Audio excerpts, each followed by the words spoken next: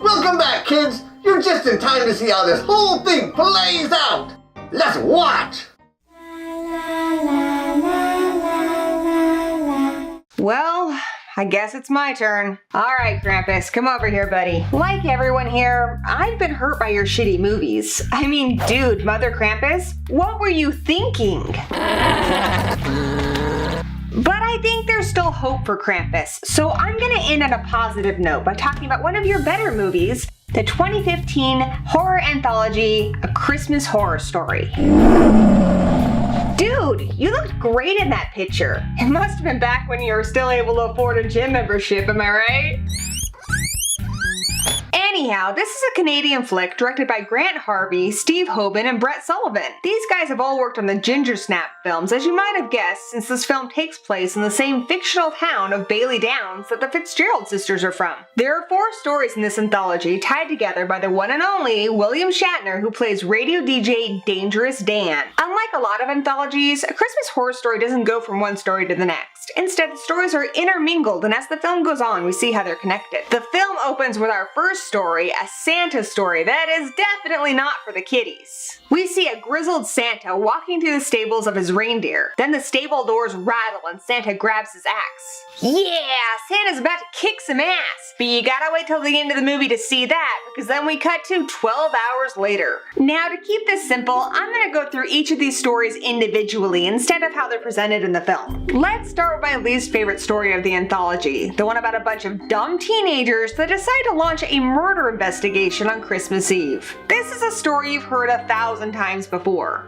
3 teenagers, Dylan, Ben, and Molly, break into the Catholic school they attend to film a report Molly calls Horror in the Hallways. Are we really going with that cheesy title? Yeah, it's basically the Blair Witch Project in a Catholic school. The project centers on the gruesome murder of 2 of their classmates that occurred in the school's basement a year prior. As you might expect, our fledgling murder investigators end up getting their dumbasses locked in the school basement, and we quickly learn that they are not alone. It turns out that the school used to be a convent, and that the ghost that haunts the premises was a pregnant teenager that claimed her baby was immaculately conceived. Well, the nuns weren't buying that shit, so they crudely try to remove the baby themselves, killing both mother and child in the process. So we're left with a pissed off ghost that wants somebody to give birth to her baby. She tried this once before, but she was refused, which explains last year's murders. Now the ghost is trying again with Molly. Cue the awkward teen seduction scenes. Now, the reason this story doesn't work is that you've seen it all before.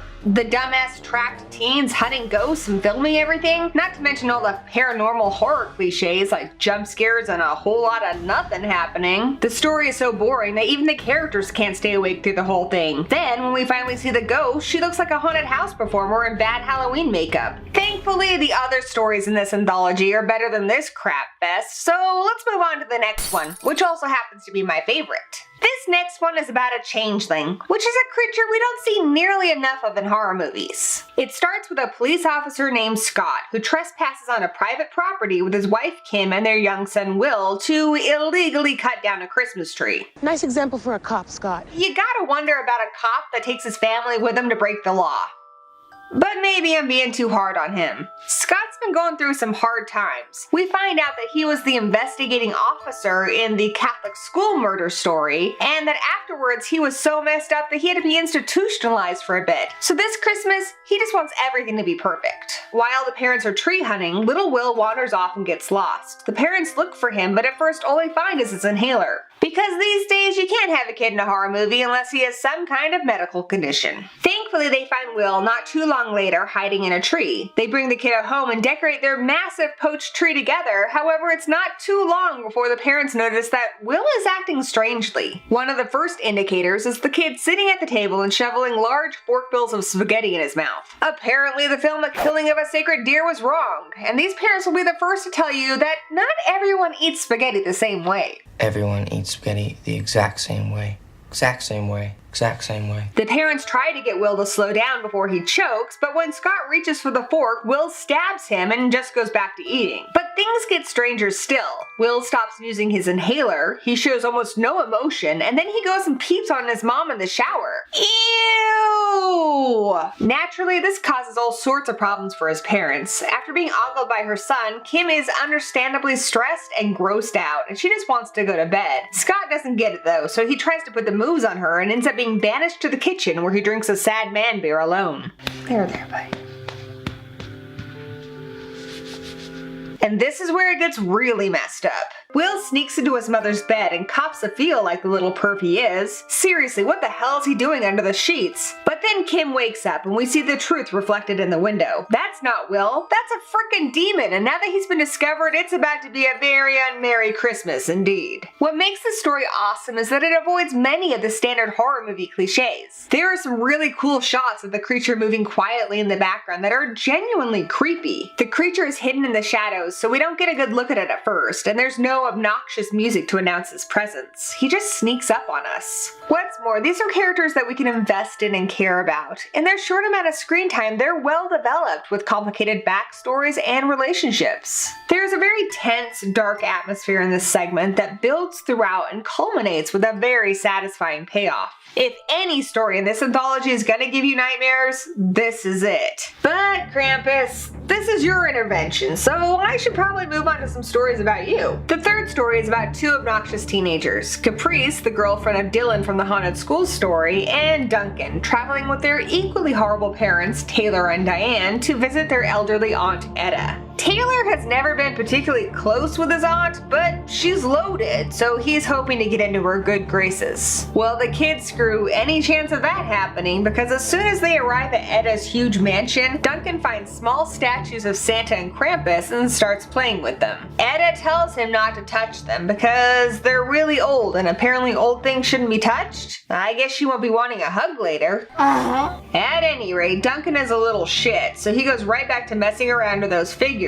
This time, the caretaker, whom you might recognize as the guy who played Death on the TV series Supernatural, scolds him. He tells the kids that Krampus is a demon who punishes the naughty by whipping them and chaining them. Sounds like a good Friday night if you ask me. Then he tells them that Krampus hunts down the wicked from sunset to sunrise on Krampus night, otherwise known as Christmas Eve, and that he comes for kids that touch things that they shouldn't. Well, being the little shit that he is, Duncan responds by dropping the Krampus figure and breaking it. This freaks out Aunt Etta, who then asks the family to leave. So the family drives home, all the while arguing when they get into a car accident. This was entirely their fault. There you were, Krampus, just crossing the street, minding your own business, when out of nowhere these wankburgers show up and nearly hit you with their car. Thankfully they swerved just in time and landed in a large snowbank. The car is stuck, so the family decides to cut through the woods to get help, but it just so happens to be Krampus night, so it isn't long before our boy Krampus here starts hunting the family down one by one with his massive chain.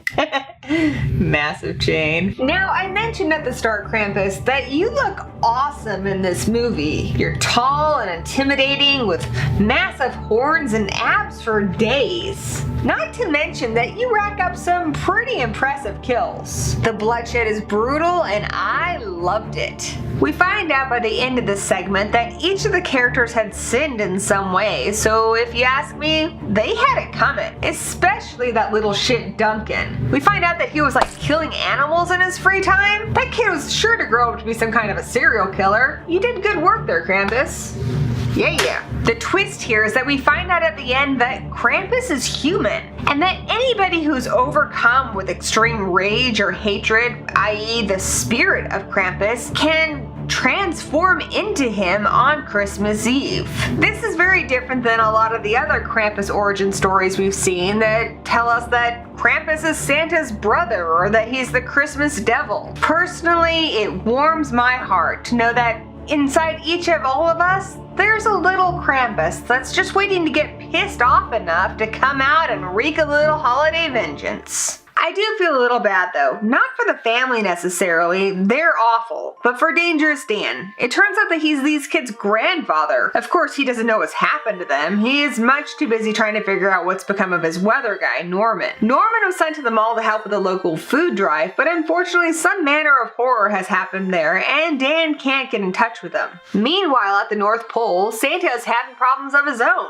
He's busy preparing for Christmas and is watching his elves work when he notices that one of his elves, Shiny, seems sick. So Santa and Mrs. Claus decide to give the elves a much-needed cookie break. But when they offer one to Shiny, he says, I said I don't want a goddamn cookie, you reindeer fucking snow horse! And then he cuts his hand with an axe. Yeah, he's got a mouth on him for sure. It sounds like he's been possessed by Pazuzu from The Exorcist. But no, for reasons unexplained, he's infected with some kind of zombie elf virus that quickly spreads to the other elves and even Mrs. Claus. They all turn into foul-mouthed deadites faster than you can say jingle bells. Well, Santa isn't gonna put up with that shit. He grabs his axe and goes to town on those toy-making motherfuckers. There's blood everywhere. One of my favorite shots is of the elevator opening and Santa standing with blood dripping off of his staff and a horde of dead elves at his feet. Santa is a badass. He's out there beating elves down with Santa Foo, decapitating them, cutting off their limbs, and beating them to paste. Santa has balls. And I don't mean to make you feel inadequate, Krampus, but he's only on one story and he racks up an impressive body count of at least 14 elves that I saw.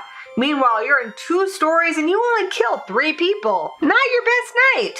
Not that you can compete. I'm pretty sure Santa is a Jedi. Just look at that braid in his hair. Doesn't that make him a Padawan? I bet he's got mad midichlorians. Not that I need to tell you, since the story catches up with that opening scene and we see that it was you behind the stable doors. You burst in all awesome-like, but then Santa beats your ass down. I don't want to rub salt in the wound, but that part where he breaks off your horn and it shatters like ice was great. It reminded me of the end of Demolition Man. Afterwards, you were obviously spent since you were spawned by begging him to spare your life. Not your proudest moment.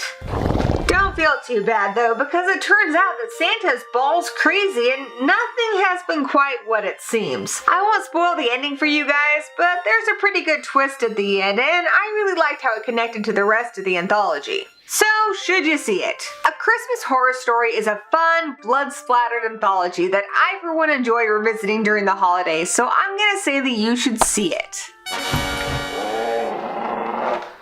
Like any anthology, it has its hits and misses. I wasn't a big fan of the haunted school story, but I really enjoyed the changeling story and Santa versus the zombie elves. This is a fun film and one that doesn't take itself too seriously, as you can tell by the end credits that tell us that no elves were harmed in the making of this picture. My only real complaint is the editing and story structure. The stories just seem kind of mashed together, and the transitions between them were abrupt and jolting. We see one part of the story and then the film fades to black and then we move on to a completely different scene from another story. There are so many fades to black in this movie that it looks like a damn trailer. I think a structure a little bit more like what we saw in Trick or Treat, where it moved from one story to the next with excellent transitions in between, would have worked a lot better. Oh hey Kirby. Kirby thinks so too. And as for you, Krampus, this is easily your second best film, right behind Michael Dougherty's Krampus, which also came out in 2015. Clearly, that was a good year for you.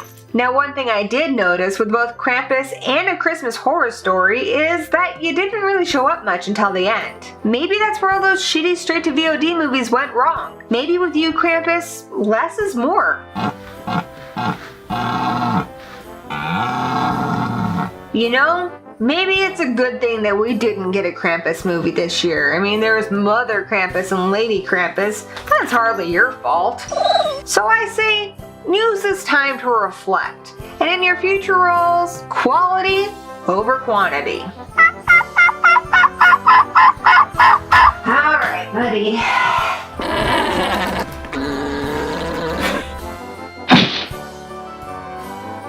So what do you guys think? Do you think that's the end of all the shitty Krampus movies? Did we get through to him? Let us know in the comments below. At any rate, I for one am glad that it's January, and it's gonna be at least another 11 months before I have to deal with Krampus again. That was a lot of fun. These interventions, they're great! I can't wait to see what next poor sucker they're gonna get to try to stop making bad movies! Gulp? Maybe Ool Bull? Or maybe Ed Wood? Oh wait, he's kinda dead. And he owes me $5!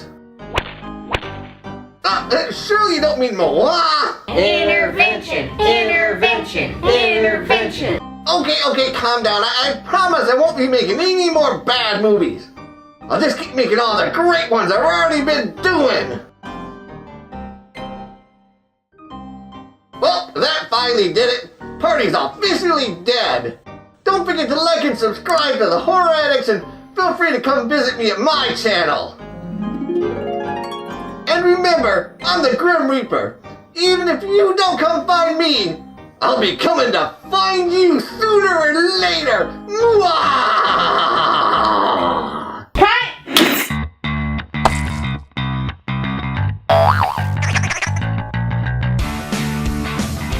Yeah.